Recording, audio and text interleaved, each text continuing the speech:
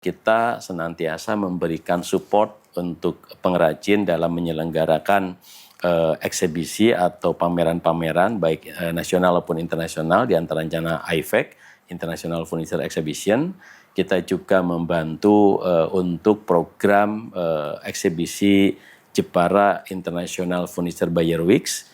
Juga inovasi dari Pak Bupati kemarin itu adalah furniture on the street. Jadi kita memamerkan furniture di trotoar yang kita siapkan gerai-gerai ataupun stand-stand furniture sehingga masyarakat bisa datang dan di situ furniture yang harganya terjangkau tetapi dengan kualitas dan mutu serta kekhasan yang tetap terjaga. Potensi Karimun Jawa saat ini? Kita juga sudah memperbaiki manajemen penyeberangan ke sana. Ada dua jenis kapal, kapal cepat dengan ekspres bahari dan juga kapal reguler yaitu di Siginjai. Mengoptimalkan budaya-budaya di sana termasuk juga alhamdulillah investor-investor yang berinvestasi di sana di perhotelan, resto dan lain-lain sudah semakin banyak sehingga menarik daya tarik masyarakat khususnya yang mencintai pariwisata Karimun Jawa.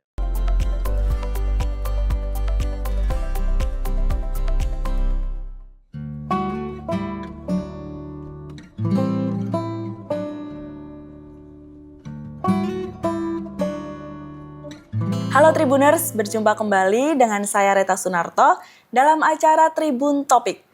Baik Tribuners, DPRD Jepara telah mengumumkan susunan pimpinan Dewan periode 2024 sampai dengan 2029.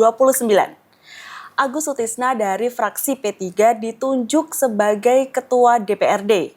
Sementara wakilnya diisi dari Gerindra, PDIP, dan Nasdem. Ini merupakan 4 partai besar dengan perolehan suara terbanyak. P3 yang merupakan pemenang pemilu 2024 ini berhak atas kursi pimpinan. DPC P3 memilih Agus Sutisna sebagai pucuk pimpinan DPRD Jepara. Menariknya, Agus Sutisna ini bukan warga lokal Jepara. Nah, seperti apa sosok Agus Sutisna? Sudah bersama kita semua Tribuners dengan Ketua DPRD Kabupaten Jepara, Bapak Agus Sutisna. Halo Bapak. Halo Mbak Reta. Ya, gimana kabarnya Bapak? Baik, alhamdulillah. Alhamdulillah luar biasa. Terima kasih Bapak. Tadi saya datang ke Jepara ini disambut dengan selamat datang. Jepara tagline-nya apa Bapak? Ya, Jepara sebetulnya punya sambutan yaitu terus karya tataning bumi. Berarti tani bumi. Iya, terus karya tataning bumi. Tataning bumi. Betul. Oh, ini bahasa Jawa gitu betul ya Pak sekali. ya. Ini Pak Agus Sutisna, ini dari namanya gitu ya Pak ya. Jawa Barat banget betul, Pak. Dari tagline Jepara sendiri Pak, ini berarti kalau di bahasa Indonesia kan itu artinya apa ya Pak ya? Iya, Jepara memiliki filosofi bahwa kami adalah warga yang merupakan pekerja-pekerja keras yang berupaya untuk selalu menjadikan Jepara ini lebih maju. Luar biasa. Kalau kita ngobrolin Jepara dulu ya Pak. Dari dulu banget, dari saya kecil Jepara itu khas dengan ukirnya Betul. ya Pak ya. Kalau jalanannya juga ukir juga. Iya, itu yang tentu dikritik oleh masyarakat dan menjadi motivasi untuk kita ya. Gimana Pak untuk target Bapak Agus ini kan sebagai ketua 2024 sampai dengan 2029. Ini keluhan masyarakat saat ini apa Pak? Iya, tentu masyarakat melihat yang real yang terjadi di lapangan sehari-hari, yang terutama adalah fasilitas pelayanan publik di bidang infrastruktur jalan. Nah, tentu kita merespon itu dan memang menjadi PR kita yang harus kita selesaikan dan insya Allah di tahun 2024-2029 didukung juga dengan visi misi Bupati, kita akan memfokuskan pembangunan infrastruktur jalan dengan alokasi anggaran yang kita maksimalkan di pembangunan infrastruktur jalan tersebut. Luar biasa, ini yang ditunggu-tunggu untuk warga Jepara terutama dan masyarakat yang ingin berkunjung. Karena seperti yang kita ketahui bahwa Jepara ini mempunyai potensi wisata yang luar biasa ya Pak ya. Karena kalau dari infrastruktur jalannya aja agak sedikit ukir juga. Betul. Itu juga menjadi kendala. Betul Tapi untuk kedepannya sudah diterima ya Pak ya, untuk keluhan masyarakat gitu ya Pak ya. Oke, kalau ngobrolin Jepara dan sekitarnya, selain tadi jalannya akan diperbaiki, untuk UMKM-nya seperti apa Pak? Kita sebetulnya harus memprioritaskan pada amanat undang-undang terkait tentang urusan wajib pelayanan dasar, di mana kita dalam menjalankan tugas APBD, anggaran yang tentu rambu-rambunya sudah ditentukan oleh pemerintah pusat melalui pemerintah daerah, juga kita memiliki kewajiban pertama urusan wajib pelayanan dasar kita adalah di bidang pendidikan, lalu kesehatan, yang ketiga infrastruktur dan penataan ruang, yang keempat perumahan kawasan permukiman, yang kelima sosial dan keamanan ketertiban. Nah, memang UMKM sekalipun bukan menjadi kewajiban pelayanan dasar utama kita, tetapi kita sudah sepakat bahwa sebagai penopang dan pondasi perekonomian kita, maka Jepara yang berbasis UMKM sebagian besar termasuk pengrajin ukir tadi, maka kita juga akan mengalokasikan anggaran serta program-program untuk pemberdayaan UMKM dan juga pengusaha-pengusaha kecil, termasuk di dalamnya adalah bagaimana mempertahankan eksistensi ukir dan pengrajin mebel di Jepara. Oke, berarti untuk saat ini eksistensi ukir dan pengrajin juga tetap masih dimaksimalkan gitu Pak ya, karena sebagai daya tarik juga dan khasnya gitu Pak ya, Jepara adalah kota ukir gitu. Dan di sepanjang jalan juga tadi ada beberapa pajangan ukir-ukir itu asli dari warga Jepara sendiri. Iya, itu merupakan salah satu sentra ya, terutama di Desa Tahunan, di Desa Senenan untuk pintu masuk ke kota ini, termasuk di Jalan Pemuda ada showroom-showroom yang cukup besar. Itulah gambaran dan potret bagaimana potensi Jepara. Tentu ini bukan masa keemasannya industri ukir dan mebel, tetapi sebagai ikon atau ciri khas Jepara ukir dan mebel ini, tentu pemerintah tidak tinggal diam dalam globalisasi industri manufaktur ini. Tentu kita juga akan mempertahankan eksistensi. Di antaranya adalah kita senantiasa memberikan support untuk pengrajin dalam menyelenggarakan eksibisi atau pameran-pameran baik nasional maupun internasional, di antaranya IFEC, International Furniture Exhibition. Kita juga membantu untuk program eksibisi Jepara International Furniture Buyer Weeks. Juga inovasi dari Pak Bupati kemarin itu adalah furniture on the street. Jadi kita memamerkan furniture di trotoar yang kita siapkan gerai-gerai ataupun stand-stand furniture sehingga masyarakat bisa datang dan di situ furniture yang harganya terjangkau tetapi dengan kualitas dan mutu serta kekhasan yang tetap terjaga. Oh, jadi ada gitu acara gitu ya Pak ya? Betul. Pameran yang furniture on the street. Jadi kemarin itu disebut dengan Oktoberfest atau Oktober Festival. Oh, bulan Oktober kemarin bulan Oktober ya Pak kemarin. Tapi nanti kita akan buat lebih besar lagi dengan event-event di bulan-bulan yang momentumnya terbaik untuk kita. Oke, itu kan tahun 2024 tahun lalu. Mungkin adanya gebrakan lagi pameran yang luar biasa. Mungkin warga Semarang yang belum tahu yang lagi cari furniture gitu ya Pak ya, bisa langsung datang berbagai macam. Iya, langsung datang ke Jepara begitu. Selain kota ukir tadi Pak ya, mungkin ada Karimun Jawa yang sering kita dengar dan saya salah satunya ingin berkunjung gitu Pak. Bareta. Itu gimana Pak potensi Karimun Jawa saat ini Pak? Iya, Karimun Jawa sekarang menjadi destinasi pariwisata provinsi. Menjadi juga objek nasional karena di sana ada Balai Taman Nasional, sehingga Karimun Jawa kami semakin menggiatkan untuk menata dan juga kita mengoptimalkan bagaimana potensi-potensi pariwisata di sana. Kita juga sudah memperbaiki manajemen penyeberangan ke sana. Ada dua jenis kapal cepat dengan ekspres bahari dan juga kapal reguler yaitu di Siginjai. Tentu masyarakat yang memilih untuk penumpang saja itu kita siapkan kapal cepat. Dan apabila ada masyarakat yang ingin berkunjung ke Karimun Jawa dengan kendaraannya bisa mengikuti atau menyeberang dengan kapal Sriwijaya dan kapal feri itu. Nah, tentu di sana banyak sekali destinasi-destinasi pariwisata yang sudah dikenal oleh masyarakat baik domestik ataupun dari mancanegara, dan mudah-mudahan kita terus bisa mengoptimalkan fasilitas-fasilitas umum, pelayanan-pelayanan publik, termasuk juga bagaimana pelayanan pariwisata masyarakat lokal, baik homestay-nya, budaya lokalnya, kerajinan-kerajinan masyarakat Karimun Jawa, mengoptimalkan budaya-budaya di sana, termasuk juga alhamdulillah investor-investor yang berinvestasi di sana di perhotelan, resto dan lain-lain sudah semakin banyak sehingga menarik daya tarik masyarakat khususnya yang mencintai pariwisata Karimun Jawa. Ya, luar biasa karena emang Karimun Jawa ini sangat bagus. Betul gitu sekali. Ya Pak ya, luar biasa. Ini kalau selanjutnya kita ngobrolin Pak Agus terjun di dunia politik, itu latar belakangnya seperti apa Pak? Iya, saya kebetulan dulu sering aktif di masyarakat sehingga kedekatan masyarakat itu dalam berorganisasi. Saya ditawari untuk bisa bergabung di salah satu partai politik, yaitu di Partai Persatuan Pembangunan. Saya masuk di tahun 2009.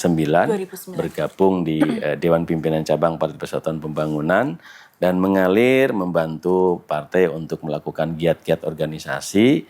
Dan baru tahun 2014 saya masuk ke lembaga DPRD setelah mengikuti kontestasi pemilu di tahun 2014.